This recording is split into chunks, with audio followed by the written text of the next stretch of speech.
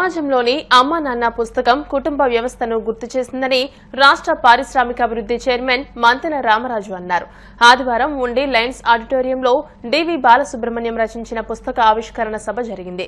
సభకు జిల్లా రచయితల గౌరవ అధ్యక్షులు ఆర్వీఎస్ రాజు అధ్యక్షత వహించారు. రామరాజు మాట్లాడుతూ వృద్ధాశ్రమాలు పెరిగిపోతున్నాయని అన్నారు.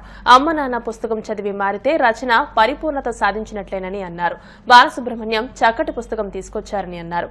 ఈ కార్యక్రమంలో ఎంపీపీ ఇందుకూరి శ్రీహరి నారాయణరాజు, పేరి కామేశ్వరరావు, పార్వతీ శర్మ, కెఎస్ రావు, శ్రీ విజ్ఞాన వేదిక చెరుకువాడ రంగసాయి, డాక్టర్ గాదిరాజు రంగరాజు, లయన్ సత్తి బ్రహ్మారెడ్డి, రుద్రరాజు నరసరాజు, చలపతి, కాగిత మహంకాళి, పి నరసింగరావు, పెన్మెత్స రంగప్రసాదరాజు తదితరులు పాల్గొన్నారు. లయన్స్ క్లబ్ సభ్యులు రచయిత దేవరకొండ సుబ్రహ్మణ్యంను సత్కరించారు. అతిథులను సుబ్రహ్మణ్యం సత్కరించారు. అనంతరం కార్తీక అన్నసమారాధన నిర్వహించారు. చాలా సంతోషం. ఈరోజు the story of mother and father అంటే అమ్మా నాన్న కథ పుస్తక రచన చేసినటువంటి గౌరవనీయులు సుబ్రహ్మణ్యం గారికి గతంలో కూడా శాసనసభ్యుడిగా పోటీ చేసినటువంటి వ్యక్తి, ఎన్నో సంఘ సేవలు కానీ ఎన్నో మంచి కార్యక్రమాలు హిందూ ధర్మాన్ని కాపాడడంలో కానీ వివిధ రకాలుగా సోషల్ వెల్ఫేర్ సోషల్గా ఏదైతే అవసరం లేని చేసినటువంటి సుబ్రహ్మణ్యం గారు కానీ అదేవిధంగా మనం కనిపించిన దేవునికి దండం పెడతాం. దేవుడు మనకు కనిపించదు. నమ్మకం మన పూర్వీకులు ఇచ్చినటువంటి ఆచారం కానీ మనం నడవడిక బాగుండటం కోసం కానీ ప్రజాశ్రేయస్ కోసం కానీ దేవుడికి దండం పెడతా ఉంటాం ఉదయం లేసి. కానీ కనిపించేటువంటి దేవుడు ఎవరంటే తల్లి తండ్రి. వాళ్ళంటే మనకు లోకువ. ఎందుకంటే మనకు జన్మనిచ్చారు, మనకి ఏం కావాలో అన్నీ కల్పించారు.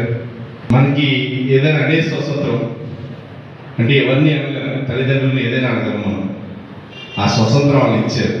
కానీ ఈరోజు ఏదైతే పుస్తకం రాయడం జరిగిందో సుబ్రహ్మణ్యం గారు చూస్తున్నాం. మనందరూ కూడా జన్మనిస్తే కాదు ప్రతి ఒక్క విషయంలో చేదోడు వాదుడు అన్న ప్రతి విషయంలో కూడా తల్లిదండ్రులు అంటే జనరల్గా 20 సంవత్సరాలు అయితే మనకి స్వతంత్రం వచ్చినట్టు మనం ఏదైనా చేయడానికి మన యొక్క ఆలోచన కానీ శ్రమదానం కానీ ఏదైనా చేయడానికి మనకు అవకాశాలు కలుగుతాయి. మన 40 సంవత్సరాలు 60 సంవత్సరాలు వచ్చినప్పుడు తల్లిదండ్రులు 80 సంవత్సరాలు వచ్చినా కూడా వాళ్ళకి ఏదో మనకి సేవ చేయాలని ఓపుకుంటేని తల్లిదండ్రులు అనుకుంటూ ఉంటారు. బాలసుబ్రహ్మణ్యం గారు ఎప్పుడో మాకు సుపరిచితులు. ఒక 40 సంవత్సరాల నుంచి మాకు బాగా కుటుంబం సమేతంగా మేమందరం కూడా ఫ్యామిలీ ఫ్రెండ్స్. మరి 16 పుస్తకాలు రచయించి ఈరోజు 17వ పుస్తకం అమ్మా నాన్న కథ. మరి ఇలాంటి పుస్తకాలు కూడా ఎన్నో రచించి మంచి పేరు ప్రతిష్టలు రావాలని చెప్పి వారికి వారి కుటుంబ సభ్యులకి కూడా ధన్యవాదాలు తెలుపుకుంటున్నాం. అలాగే ఈ కార్యక్రమానికి ఇచ్చేసినటువంటి గౌరవనీయులకి అందరికీ కూడా ఎదురు కూర్చున్న ప్రజలకు కూడా అందరూ కూడా ధన్యవాదాలు తెలుపుకుంటూ, అయితే ఇవాళ నా అమ్మ నాన్న కథ అన్నారు ఆయన. ఈరోజు పరిస్థితి ఏంటంటే మీ అమ్మగారి పేరు ఏమిటాయా, మీ నాన్నగారి పేరు ఏమిటాయా అంటే మాట్లాడటం లేదు. వెంటనే ఏం చేయాలంటే మీ మమ్మీ పేరేమిటి, మీ డాడీ పేరు చెప్తే తప్పని చెప్తున్నారు.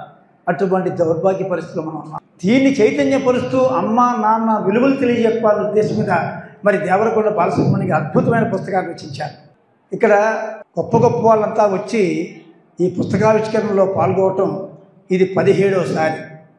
ఇవాళ ఒక్కరోజు కాదు, 17 సంవత్సరాలుగా ఈ కార్యక్రమాలని సామాజిక చైతన్యం కోసం చేస్తున్నటువంటి బాలసుబ్రహ్మణ్యం ఈ రచనా శైలి సమాజానికి సంపూర్ణ స్ఫూర్తిని తెలియజేస్తున్నారు.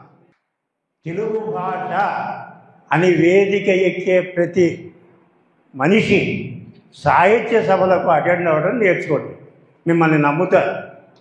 ప్రభుత్వానికి ఒక సలహా కూడా ఇచ్చారు. మీకు ఇవాళ పెద్ద పెద్ద సమావేశాలు ఏర్పాటు చేసి సాహిత్యం గురించి మాట్లాడుతున్నారు. కానీ ఒక్కసారి మీ మనస్సులో తెలుగు భాష గురించి, తెలుగు సాహిత్యం గురించి మీరు ఏం చేశారు మీ జీవితంలో ఒక్కసారి ఆలోచించమని నేను దయచేసి మనవి చేస్తున్నాను.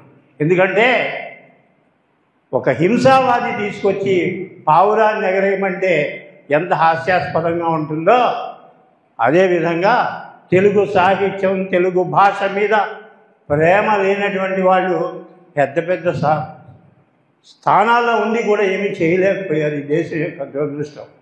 ఇవాళ ఒక మండల బుద్ధప్రసాద్, నేను ఆయన పేరు చెప్పడానికి ఏం ఆలోచించాను, అతను కూడా ఇలా సాహిత్య సమావేశాలు ఏర్పాటు చేసి తనకేమీ రాకపోయినా తెలుగు భాష కోసం తాపత్రయపడుతున్నటువంటి మనిషి. ఇలాంటి వాళ్ళని ప్రభుత్వాలు గుర్తించాలి.